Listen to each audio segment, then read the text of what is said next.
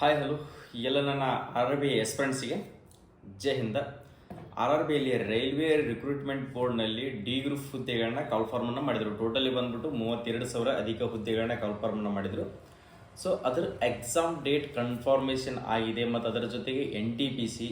So ಇವೆಲ್ಲ ಹುದ್ದೆಗಳದ ನಿಮ್ಗೆ exam ಡೇಟನ್ನು confirm ಮಾಡಿದಾರ ಅಂತ ಹೇಳಿ ಪ್ರತಿಯೊಂದು ಸೋಷಿಯಲ್ ಮೀಡಿಯಾದಲ್ಲಿ ಒಂದು ನೋಟಿಸ್ ಎಲ್ಲರಿಗೂ ಕೂಡ ಪಬ್ಲಿಷ್ ಆಗಿತ್ತು.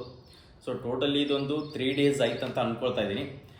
ಪ್ರತಿಯೊಬ್ಬರು ಕೂಡ ಕಮೆಂಟನ್ನು ಹಾಕ್ತಾ ಇದ್ರಿ, sir RRB D group exam ಡೇಟನ್ನು ಬಿಟ್ಟಿದ್ದಾರೆ, ಸೊ ಅದ್ರ ಬಗ್ಗೆ ಏನಾದರೂ ಕ್ಲಾಸಸ್ ಮಾಡಿ, ಆನ್ಲೈನ್ ಕ್ಲಾಸಸ್ಗಳನ್ನು ಮಾಡಿ, ಸೊ ಅದು ಅಡ್ಮಿಟ್ ಕಾರ್ಡ್ ಯಾವಾಗ ಬರುತ್ತಾ ಏನು, ಪ್ರತಿಯೊಬ್ಬರು ಕೂಡ ಇದೊಂದು ಡೌಟ್ನಲ್ಲಿದ್ದೀರಿ. ಆ ಡೌಟನ್ನು ಕ್ಲಿಯರ್ ಮಾಡೋದಕ್ಕೋಸ್ಕರ ಈ ವಿಡಿಯೋನ ಮಾಡ್ತಾ ಇದ್ದೀನಿ. ಸೊ ಅದರಲ್ಲಿ ಏನೆಲ್ಲ ಇದೆ, ಸೊ ಅದರಲ್ಲಿ ಅದು ನಿಜಾನ ಅಥವಾ ಸುಳ್ಳ, ಪ್ರತಿಯೊಂದು ಇನ್ಫಾರ್ಮೇಷನ್ ನಾನು ಕೊಡ್ತಾ ಹೋಗ್ತೀನಿ. ಯಾಕೆಂದರೆ ಎಷ್ಟೋ ಜನ ನೀವು ಕನ್ಫರ್ಮ್ ಆಗಿ ಆ ಡೇಟು ಅದ್ರ ಬಗ್ಗೆ ಎಲ್ಲರೂ ಕೂಡ ಪ್ರತಿಯೊಬ್ಬರು ಡೌಟ್ನಲ್ಲಿದ್ದೀರಾ. ಓಕೆ, ಆ ಡೌಟನ್ನು ಕ್ಲಿಯರ್ ಮಾಡಬೇಕಪ್ಪ ಅಂತಂದರೆ, ಸೊ ಕನ್ಫರ್ಮೇಷನ್ ಆಗಬೇಕಪ್ಪ ಅಂದರೆ, ಸೊ ಯಾವಾಗ ಎಕ್ಸಾಮ್ ನಡೀತದ, ಸೊ ಆ ಕೋರ್ಟ್ ಕೇಸನ್ನು ಹಾಕಿದ್ರು. RRB ಡಿ ಗ್ರೂಪ್ ಹುದ್ದೆಗೆ ಅರ್ಜಿಯನ್ನು ಸಲ್ಲಿಸಿದೆಲ್ಲ, ಸೊ ಅದ್ರದ್ದು ಕೋರ್ಟ್ ಕೇಸ್ ಆಗಿತ್ತು. ಕೋರ್ಟ್ ಕೇಸ್ ಆದ ಕಾರಣಕ್ಕೋಸ್ಕರ ಅದು ಎಲ್ಲಿವರೆಗೆ ಬಂದಿದೆ, ಈಗ ಕೋರ್ಟ್ ಕೇಸ್ ಕಂಪ್ಲೀಟ್ ಆಗಿದೆಯಾ ಅಥವಾ ಇಲ್ಲ ಅನ್ನೋದನ್ನು ಮಾಹಿತಿಯನ್ನು ಕೊಡ್ತಾ ಹೋಗ್ತೀನಿ. ಇದು ಬಂದ್ಬಿಟ್ಟು RRBಯಲ್ಲಿ 32,438 ಹುದ್ದೆಗಳನ್ನ ಕನ್ಫರ್ಮನ್ನು ಮಾಡಿದರು. ಎಷ್ಟಂತಂದರೆ 32,438 ಹುದ್ದೆಗಳನ್ನ ಕನ್ಫರ್ಮನ್ನು ಮಾಡಿದರು. ಸೊ ಎಕ್ಸಾಮ್ ಡೇಟನ್ನು ಎಷ್ಟನೇ ತಾರೀಕಿನ ಹೊರಗಡೆ ಕೊಟ್ಟಿದ್ದಾರಪ್ಪ ಅಂದರೆ 27/7/2025 27/9/2025 ಹೊರಗಡೆ. ಸೊ ಟೋಟಲಿ ನಿಮಗೆ 7, 8, 9 ಟೋಟಲಿ 3 ತಿಂಗಳ ಎಕ್ಸಾಮನ್ನು ಕಂಡಕ್ಟ್ ಮಾಡ್ತಾ ಇದ್ದಾರೆ. ಸೊ 3 ತಿಂಗಳ ಎಕ್ಸಾಮನ್ನು ಕಂಡಕ್ಟ್ ಮಾಡ್ತಾ ಇದ್ದೀರಪ್ಪ ಅಂತಂದರೆ ಈ ನೋಟಿಸನ್ನು ಯಾರೆಲ್ಲ ನೋಡಿದ್ದೀರಾ, ಸೊ ಸಾಕಷ್ಟು ಸೋಷಿಯಲ್ ಮೀಡಿಯಾದಲ್ಲಿ ನಿಮಗೆ ವಿಡಿಯೋಗಳ ಪಬ್ಲಿಸಿಟಿ ಆಗ್ತಾ ಇದ್ದಾವೆ. ಸೊ ನಾನು ಹೇಳ್ತಾ ಇದ್ದೀನಿ, ಇದು ಒಂದು ಸಾರಿ ನೋಟಿಫಿಕೇಷನನ್ನು ನೀವು ಕೂಡ ಚೆಕ್ ಮಾಡಿಕೊಳ್ಳ್ರಿ. ಇದು ಯಾವುದೇ ಒಂದು ವೆಬ್ಸೈಟ್ನಲ್ಲಿ ಕೂಡ ಇಲ್ಲ, ಈ ನೋಟಿಸು ಯಾವುದೇ ಒಂದು ವೆಬ್ಸೈಟ್ನಲ್ಲಿ ಕೂಡ ಇಲ್ಲ. ಸೊ ಇದು ಕೋರ್ಟ್ ಕೇಸ್ ಆಗಿದ್ದು ಇನ್ನೂ ಕೂಡ ಕಂಪ್ಲೀಟ್ ಆಗಿಲ್ಲ. ಯಾಕಂದರೆ ಹೈಕೋರ್ಟ್ ಕೇಸ್ ಆಗಿದೆ. ಯಾವ ಕಾರಣಕ್ಕೋಸ್ಕರ ಆಗಿದೆ ಏನಂತ ಹೇಳಿ ಏನೂ ಕೂಡ ಇದ್ರದ್ದು ಇನ್ಫಾರ್ಮೇಷನ್ ಕೂಡ ಬಂದಿಲ್ಲ. ಸೊ ಅದು ಆಗಿದೆ ಇದು ಆಗಿದೆ ಅಂತೇಳಿ ಸಾಕಷ್ಟು ಜನ ಕಮೆಂಟ್ಗಳನ್ನ ಹಾಕ್ತಾ ಇದ್ದಾರೆ. ಸೊ ಒಂದಿಷ್ಟು ಜನ ಏನು ಹೇಳ್ತಾರೆ, ಸರ್ 1,00,000 ಜಾಬ್ಗಳನ್ನು ಕಾಲ್ಫರ್ಮ್ ಮಾಡಬೇಕಾಗಿತ್ತು, ಆದ ಕಾರಣಕ್ಕೋಸ್ಕರ ಇಷ್ಟು ಕಾಲ್ಫರ್ಮನ್ನು ಮಾಡಿದ್ದಾರೆ, ಅದ್ರ ಸಂಬಂಧ ಇದು ಕೇಸನ್ನು ಹಾಕಿದ್ದಾರೆ ಅಂತ ಹೇಳಿ. ಸೊ ಅದು ಇನ್ನೂ ಯಾರಿಗೂ ಕೂಡ ಕನ್ಫರ್ಮೇಷನ್ ಆಗಿಲ್ಲ. ನೀವೇನು ಹಾಕಿದ್ದೀರಪ್ಪ ಅಂತಂದರೆ ಡಿ ಗ್ರೂಪಿಗೆ ಅರ್ಜಿಯನ್ನು ಹಾಕಿದ್ದೀರಪ್ಪ ಅಂತಂದರೆ, ಸೊ ಪ್ರತಿಯೊಬ್ಬರು ಕೂಡ ಚೆನ್ನಾಗಿ ಸ್ಟಡಿ ಮಾಡಿಕೊಡ್ರಿ. ನಾನು ಹೇಳ್ತಾ ಇದ್ದೀನಲ್ಲ, ಇನ್ನೂ ಸಾಕಷ್ಟು ಟೈಮಿಂಗ್ ಇದೆ, ಇನ್ನೂ ಬಹಳ ಟೈಮಿಂಗ್ ಇದೆ. ಅದು ಈ ಸರಿ ಹೈ ಲೆವೆಲ್ಲೇ ಕಟ್ಟಪ್ ನಿಲ್ಲುತ್ತೆ. ಯಾಕಪ್ಪ ಅಂತಂದರೆ ವೇಕೆನ್ಸಿ ಕೂಡ ಕಡಿಮೆ ಇದಾವೆ. ನಮ್ಮ ಮಾತೃಭಾಷೆ ಕನ್ನಡದಲ್ಲಿ ಎಕ್ಸಾಮ್ ಇದೆ. ಸೊ ಕಾಂಪಿಟೇಟರ್ಸು ಜಾಸ್ತಿ ಆಗಿದ್ದಾರೆ. 2018ರಲ್ಲಿ ಕಾಲ್ಫಾರ್ಮನ್ನು ಮಾಡಿರ್ತಕ್ಕಂಥದ್ದನ್ನು 2022ರಲ್ಲಿ ಎಕ್ಸಾಮನ್ನು ಕಂಡಕ್ಟನ್ನು ಮಾಡಿದರು. ಎಷ್ಟಪ್ಪ ಅಂತಂದರೆ 2022ರಲ್ಲಿ ನಿಮ್ಮ ಎಕ್ಸಾಮನ್ನು ಕಂಡಕ್ಟ್ ಮಾಡಿದ್ದಾರೆ.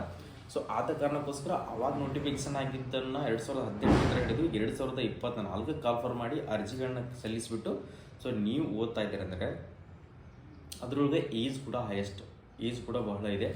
ಏಜ್ನಲ್ಲಿ ಕೂಡ ಸಾಕಷ್ಟು ಜನ ಇದಕ್ಕೆ, ಯಾಕಂದರೆ ಎಕ್ಸ್ ಮ್ಯಾನ್ಗಳಾಯಿತು, ಯಾರಾದರೂ ಸೆಂಟ್ರಲ್ ಗೌರ್ಮೆಂಟ್ ಡಿಪಾರ್ಟ್ಮೆಂಟ್ನಾರಾಯಿತು, ಪ್ರತಿಯೊಬ್ಬರಿಗೂ ಕೂಡ ಇದರಲ್ಲಿ ಏಜ್ ಎಲೆಕ್ಷನ್ ಕೂಡ ಕೊಟ್ಟಿದ್ದಾರೆ.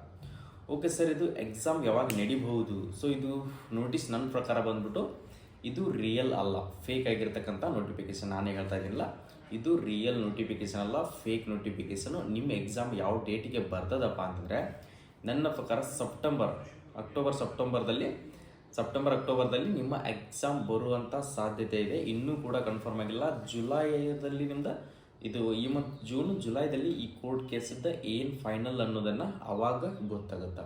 ಅವಾಗ ಗೊತ್ತಾದಮೇಲೆ ನಾನು ನಿಮಗೆ ಇನ್ಫಾರ್ಮೇಷನನ್ನು ಕೊಡ್ತೀನಿ. ಇನ್ನೂ ಕೂಡ ಯಾವ ಎಕ್ಸಾಮು ಡಿ ಗ್ರೂಪ್ ನಿಮ್ಮದು ಎಕ್ಸಾಮನ್ನು ಕಂಡಕ್ಟ್ ಆಗೋದಿಲ್ಲ. ಹಾಗೇನಾದರೂ ಅಕಸ್ಮಾತ್ ಕೋರ್ಟ್ ಕೇಸ್ ಏನಾದರೂ ಕಂಪ್ಲೀಟ್ ಆಗಿ ಸೊ ಎಕ್ಸಾಮ್ ಡೇಟ್ ಬಂತಪ್ಪ ಅಂತಂದರೆ ಸೊ ನಾನು ನಿಮ್ಗೆ ಎನಿ ಟೈಮ್ ಸಪೋರ್ಟ್, ಯಾಕೆಂದರೆ ಆ ಇನ್ಫಾರ್ಮೇಷನನ್ನು ಕೊಡ್ತೀನಿ. ಓಕೆ, ಇದು ನಿಮ್ದು ನಾನು ಡೇಟನ್ನು ಹೇಳಿದ್ದೀನಲ್ಲ, ಸೊ ಅವಾಗೇ ನಡೀತೈತಿ. ಅದು ನಿಮಗೆ ಕನ್ನಡದಲ್ಲೇ ಎಕ್ಸಾಮ್ ಇರ್ತೈತಿ. ಯಾರಾದರೂ ಸ್ಟಡಿ ಮಾಡ್ತಾ ಇದ್ದೀರಪ್ಪ ಅಂದರೆ ಇಷ್ಟು ದಿನ ಸ್ಟಡಿ ಮಾಡಿ ಕೋಚಿಂಗ್ ಮಾಡಿದ್ದೀರಿ ಪ್ರತಿಯೊಬ್ಬರು ಕೂಡ. ಸರ್ ನಾವೆಲ್ಲ ಕೋಚಿಂಗ್ ಕೂಡ ಮುಗಿಸ್ಬಿಟ್ಟು ಮನೆಯಲ್ಲೇ ಸ್ಟಡಿ ಮಾಡ್ತಾ ಇದ್ದೀವಿ, ಒಂದು 3 ತಿಂಗಳಲ್ಲಿ ಎಕ್ಸಾಮನ್ನು ಕಂಡಕ್ಟ್ ಮಾಡ್ತಾರೆ ಅಂತ ಹೇಳಿಸಿಂದ ಸೊ ಅವ್ರಿಗೆಲ್ಲ ಭಾಳಷ್ಟು ತೊಂದರೆ ಆಗುತ್ತೆ. ನೀವು ಏನು ಕೋಚಿಂಗನ್ನು ಮುಗಿಸಿದ್ರಲ್ಲ, ಏನೆಲ್ಲ ಸ್ಟಡಿ ಮಾಡ್ತಾ ಇದ್ದಿಲ್ಲ, ಅದನ್ನೇ ಚೆನ್ನಾಗಿ ಇನ್ನೊಂದಿಷ್ಟು ದಿನ ಕಾನ್ಫಿಡೆಂಟನ್ನು ಯಾವತ್ತೂ ಕಳ್ಕೊಳ್ಳೋಕೆ ಹೋಗ್ಬೇಡ್ರಿ. ಹೋಪನ್ನು ಅಷ್ಟೇ ಕಳ್ಕೊಳ್ಳೋಕೆ ಹೋಗ್ಬೇಡ್ರಿ.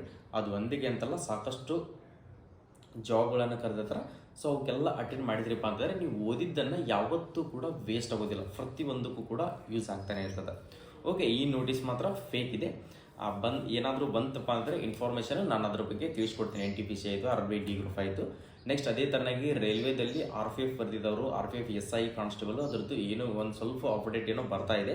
ಸೊ ಅದು ಫಿಸಿಕಲ್ ಏನೋ ಈ ಡೇಟಿಗೆ ಅಂತ ಹೇಳಿ ಒಂದು ನೋಟಿಸ್ ಬಂದಿದೆ. ಅದು ಬಂತಪ್ಪ ಅಂದರೂ ಕೂಡ ನಾನು ತಿಳಿಸಿ ಕೊಡ್ತೀನಿ. ಸೊ ಯಾರೆಲ್ಲ RRB D ಗ್ರೂಪಿಗೆ ಅರ್ಜಿಗಳನ್ನ ಸಲ್ಲಿಸಿದಿರಲ್ಲ, ಸರ್ ನಾನು RRB D ಗ್ರೂಪಿಗೆ ಅರ್ಜಿಗಳನ್ನ ಸಲ್ಲಿಸ್ತೀನಿ ಅನ್ನೋರು, ಎಸ್ RRB D ಗ್ರೂಪ್ ಅಂತ ಪ್ರತಿಯೊಬ್ಬರು ಕೂಡ ಕಮೆಂಟನ್ನು ಹಾಕ್ರಿ. ಅದರ ಜೊತೆಗೆ ಯಾವ ಜೂನ್ಗೆ ಅರ್ಜಿಯನ್ನು ಸಲ್ಲಿಸಿದ್ರಿ, ಓಕೆ, ಯಾವ ಬೆಂಗಳೂರು, ಹುಬ್ಳಿನ, ಅದೇ ಥರನಾಗಿ ಮುಂಬೈ, ಚೆನ್ನೈ, ಹೈದರಾಬಾದ್, ಈ ಥರ ಸಪ್ರೇಟಾಗಿ ಜೂನ್ಗಳಿದ್ದು ಆ ಜೂನ್ಗಳಿಗೆ ಅರ್ಜಿಗಳನ್ನು ಸಲ್ಲಿಸಿರ್ತಕ್ಕಂಥವ್ರು ಆ ಜೂನನ್ನು ಕಮೆಂಟನ್ನು ಮಾಡಿ. ಎಷ್ಟು ಜನ ನಮ್ಮ ಕರ್ನಾಟಕದಲ್ಲಿ ಯಾವ ಜೂನ್ಗೆ ಕಾಂಪಿಟೇಷನನ್ನು ಮಾಡ್ತಾ ಇದ್ದಾರೆ, ಸೊ ನಮ್ಮ ಕರ್ನಾಟಕದಲ್ಲಿ ಎಷ್ಟು ಜನ ಕಾಂಪಿಟೇಷನನ್ನು ಮಾಡ್ತಾರೆ ಮತ್ತು ಅದರ್ ಜೂನಿಗೆ ಹೋಗಿ ಕಾಂಪಿಟೇಷನ್ ಮಾಡ್ತಿರ್ತಕ್ಕಂಥವ್ರು ಎಷ್ಟು ಜನ ಅನ್ನೋದು ಕೂಡ ನಾನು ಹೇಳುವಕ್ಕಿಂತ ಮುಂಚೆ ನೀವು ಕಮೆಂಟ್ಗಳನ್ನು ಓದಿಬಿಟ್ರೆ ನಿಮಗೆ ಕಾನ್ಫಿಡೆಂಟ್ ಬರ್ತದೆ. ಓಕೆ, ಆದ ಕಾರಣಕ್ಕೋಸ್ಕರ ನಿಮಗೆ ಹೆಲ್ಪ್ಫುಲ್ ಆಗ್ತಿರ್ತಕ್ಕಂಥದ್ದು ಪ್ರತಿಯೊಬ್ಬರು ಕೂಡ ಕಮೆಂಟನ್ನು ಮಾಡ್ಕೊಳ್ಳಿ. ಓಕೆ, ನಾವು ಕೊಡ್ತಿರ್ತಕ್ಕಂಥ ಮಾಹಿತಿ ಇಷ್ಟ ಆಗಿದರೆ, ಸೊ ಪ್ರತಿಯೊಂದು ಸ್ಟೇಟ್ ಗೌರ್ಮೆಂಟ್ ಆಗಿರಲಿ, ಸೆಂಟ್ರಲ್ ಗೌರ್ಮೆಂಟ್ ಆಗಿರಲಿ, ಯಾವುದೇ ಒಂದು ಪ್ರೈವೇಟ್ ಜಾಬೇ ಆಗಿರಲಿ, ಅಚ್ಚುಕಟ್ಟಾಗಿ ಅದರದ್ದು ನೋಟಿಫಿಕೇಷನ್ ಆಯಿತು, ಅದರ ಎಕ್ಸಾಮ್ ಡೇಟ್ ಆಯಿತು, ಅದರ ಫಿಸಿಕಲ್ ಇರಲಿ, ಅದರ ಮೆಡಿಕಲ್ ಇರಲಿ, ಅದರದ ರಿಸಲ್ಟ್ ಇರಲಿ, ಅದರ ಕೀ ಆನ್ಸರ್ ಇರಲಿ, ಯಾವುದೇ ಒಂದು ಮಾಹಿತಿಯನ್ನು, ಸರ್ ನನಗೆ ಯಾವುದೋ ಒಂದು ವೆಬ್ಸೈಟ್ ಬಗ್ಗೆ ನನಗೆ ಮಾಹಿತಿ ಗೊತ್ತಿಲ್ಲ, ನನಗೆ ಆ ವೆಬ್ಸೈಟನ್ನು ಸರ್ಚ್ ಮಾಡಿಬಿಟ್ಟು ಆ ಮಾಹಿತಿಯನ್ನು ನೋಡ್ಕೊಳ್ಳೋಕ್ಕಾಗೋದಿಲ್ಲ, ಸೊ ಜಸ್ಟ್ ನಮಗೆ ಈ ಇನ್ಫಾರ್ಮೇಷನನ್ನು ಕೊಡ್ತಾ ಇರಿ ಸರ್, ಇಂಥವೆಲ್ಲ ಹೆಲ್ಪ್ಫುಲ್ ಆಗ್ತಿರ್ತಕ್ಕಂಥ ಇನ್ಫಾರ್ಮೇಷನ್ಗಳನ್ನು ನಾವು ನೋಡಿಬಿಟ್ಟು, ಸೊ ನಾನು ಹೇಳ್ತಾ ಇದ್ದೀನಿ 99% ಇನ್ಫಾರ್ಮೇಷನ್ ನಮ್ಮ ಅಚ್ಚುಕಟ್ಟಾಗಿ ನಮ್ಮ ಯೂಟ್ಯೂಬ್ ಚಾನಲಲ್ಲಿ ಬರ್ತಾನೆ ಇರ್ತದೆ. ಜಸ್ಟ್ ನೀವು ಯೂಟ್ಯೂಬ್ ಚಾನಲ್ಗೆ 5 ಮಿನಿಟ್ಸ್ ಟೈಮನ್ನು ಕೊಟ್ಟರೆ ಸಾಕಷ್ಟು ನೋಟಿಫಿಕೇಷನ್ ಪ್ರತಿ ಡೇನೂ ಕೂಡ ನೋಟಿಫಿಕೇಷನ್ ಆಗ್ತಾ ಇರ್ತವೆ. ಅವು ನಿಮ್ಗೆ ನೋಟಿಫಿಕೇಷನ್ ಮಾಹಿತಿ ಕೂಡ ಗೊತ್ತಿರೋದಿಲ್ಲ. ಸೊ ಇವತ್ತು 8th ಪಾಸ್ ಆದವರು ಕೂಡ ಅರ್ಜಿಗಳನ್ನ ಸಲ್ಲಿಸ್ಬೋದು, ಡಬಲ್ ಡಿಗ್ರಿ ಮುಗಿದವರು ಕೂಡ ಅರ್ಜಿಗಳನ್ನ ಸಲ್ಲಿಸಬಹುದು. ಅವೆಲ್ಲ ನೋಟಿಫಿಕೇಷನ್ ಇನ್ಫಾರ್ಮೇಷನ್ನ ನಮ್ಮ HCI ಪ್ಯಾರಾಮಿಲಿಟರಿ ಯೂಟ್ಯೂಬ್ ಚಾನಲಲ್ಲಿ ಪ್ರತಿಯೊಂದನ್ನು ಕೂಡ ಕೊಡ್ತಾ ಹೋಗ್ತೀನಿ. ಓಕೆ, ನಾವು ಕೊಡ್ತಿರ್ತಕ್ಕಂಥ ಮಾಹಿತಿ ಇಷ್ಟ ಆಗಿದ್ರೆ ಸೊ ಹಿಂದಿನ ವಿಡಿಯೋಗಳನ್ನು ಕೂಡ ನೋಡ್ಕೋಬೋದು. ಅವೆಲ್ಲನೂ ಕೂಡ ನಿಮ್ಗೆ ಹೆಲ್ಪ್ಫುಲ್ ಆಗ್ತಾ ಇತ್ತಂದರೆ, ಯೂಸ್ ಆಗ್ತಾ ಇದ್ದರೆ ಮಾತ್ರ ನಮ್ಮ ಯೂಟ್ಯೂಬ್ ಚಾನಲ್ಗೆ ಒಂದು ಲೈಕ್ ಕೊಡಿ. ಈ ವಿಡಿಯೋನ ಪ್ರತಿಯೊಬ್ಬ ನಿಮ್ಮ ಸ್ನೇಹಿತ ವಾಟ್ಸಪ್ ಗ್ರೂಪ್, ಟೆಲಿಗ್ರಾಮ್, ಇನ್ಸ್ಟಾಗ್ರಾಮ್ ಮಾಡಿ ಪ್ರತಿಯೊಂದರಲ್ಲಿ ಕೂಡ ತಲುಪುವ ಹಾಗೆ ಈ ವಿಡಿಯೋನ ಶೇರನ್ನು ಮಾಡ್ಕೊಳ್ಳಿ ಗೈಸ್. ಕೆಳಗಡೆ ಕಾಣ್ತಿರ್ತಕ್ಕಂಥ ಏನು ಸಬ್ಸ್ಕ್ರೈಬ್ ಬಟನ್ ಇದೆಯಾ, ಈ ಸಬ್ಸ್ಕ್ರೈಬ್ ಬಟನನ್ನು ಒತ್ಕೊಂಡ್ರೆ ಮಾತ್ರ ನಿಮ್ಗೆ ನಾವು ಕೊಟ್ಟಿರ್ತಕ್ಕಂಥ ಇನ್ಫಾರ್ಮೇಷನ್ ಗೊತ್ತಾಗುತ್ತೆ. ಇಲ್ಲ ಅಂತಂದರೆ ಯಾವ ಇನ್ಫಾರ್ಮೇಷನ್ ಕೂಡ ಗೊತ್ತಾಗಲ್ಲ.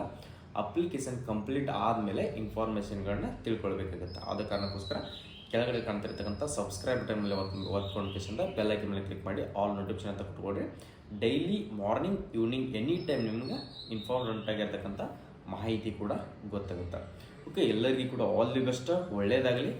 ಜೈ ಹಿಂದ್, ಜೈ ಕರ್ನಾಟಕ.